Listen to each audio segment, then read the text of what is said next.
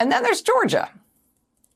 For a few weeks now, we've been covering sort of increasingly astonishing story about what is happening, not to politics broadly, but specifically to the election system in Georgia. One of the things that has happened over the last 4 years since Trump tried to overturn his election loss in 2020 is that the Republican Party has installed election officials in counties and states all across the country who not only parrot Trump's idea that the 2020 election was somehow stolen, but they have started doing what he wanted election officials to do for him in 2020. They have started refusing to certify election results. Now, they've done this in a number of states around the country, some blue states, some swing states, some red states. But the state where Republicans have done this more often than any other state in the country is Georgia.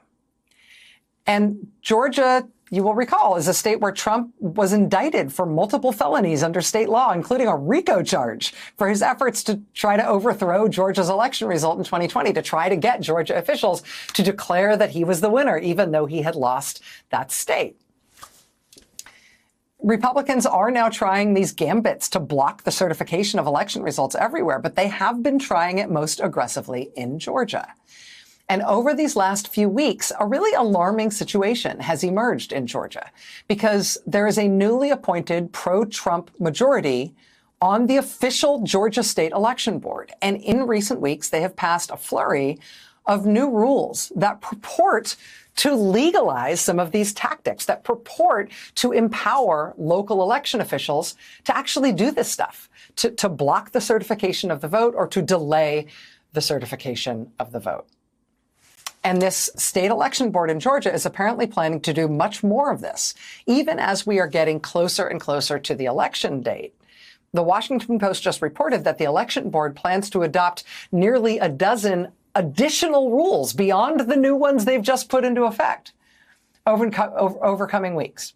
Quote, despite warnings from state and local officials that the lateness of the calendar all but guarantees confusion and mistakes.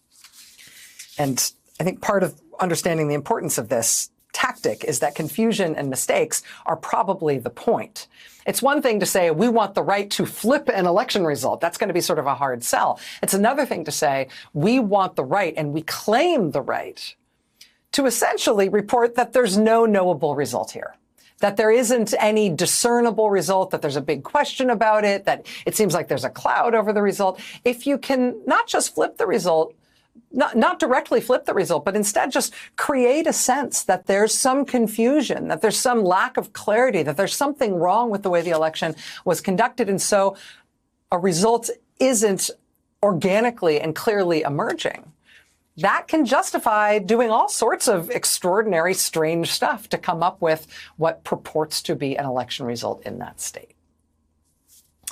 So I will be honest with you. I have found that these actions by the state election board in Georgia have just been jaw-dropping. I mean, I've been covering this kind of stuff for a long time. I've covered a lot of different versions of different types of these things, not just in the Trump era, but from Republicans in all sorts of elections before this. But I've never really seen what's happened at this Georgia state election board in recent weeks. This isn't, just the Trump campaign making crazy claims or people advocating that the state do crazy stuff.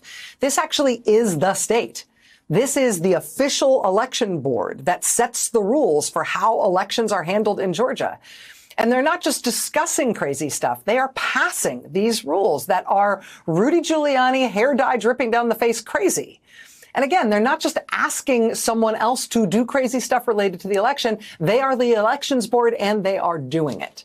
So, I'll just be honest. Watching the Georgia situation with their state election board these past few weeks has about tripled my blood pressure. It has been worrying me so much, I wrote an op-ed about it in yesterday's Sunday New York Times. And it is not like me to do something like that. But I have been very worried. But now I got to tell you, in today's news, something appears to be breaking on this subject. These shenanigans at the Georgia State Election Board have now provoked what Talking Points memo is calling, quote, ferocious pushback. particularly from Georgia's own voter registration and election officials. Local officials have indeed been fighting these radical late changes to Georgia's election rules, these rules that really do seem to be designed to give Republicans cover to refuse to declare the official results of the election in November. Local officials, voter registration officials, local elections officials at the county level and beyond in Georgia, they have been pushing back vociferously. Today, state legislators and Democratic Georgia Congresswoman Lucy McBath spoke at the Georgia State Capitol demanding that this runaway election board be stopped, not only because they're substantively trying to mug the elections process in the state, but also because they're doing so in a way that seems to violate the rules by which bodies like this are supposed to operate. After that press conference today at the Georgia State Capitol, two really, really interesting things happened. First, the Republican governor of Georgia, Brian Kemp, did something very interesting. He made a request to the state attorney general asking for clarification, asking if he, as governor, has the power to remove members of the state elections board if it's warranted by ethics concerns. That is fascinating. We will see what the attorney general says in response to that query from the governor. I expect that the attorney general's response will likely come quickly. If Georgia Governor Brian Kemp then does decide to remove these pro-Trump election board members who have been upending that state's whole election process just weeks before the presidential election. Wow.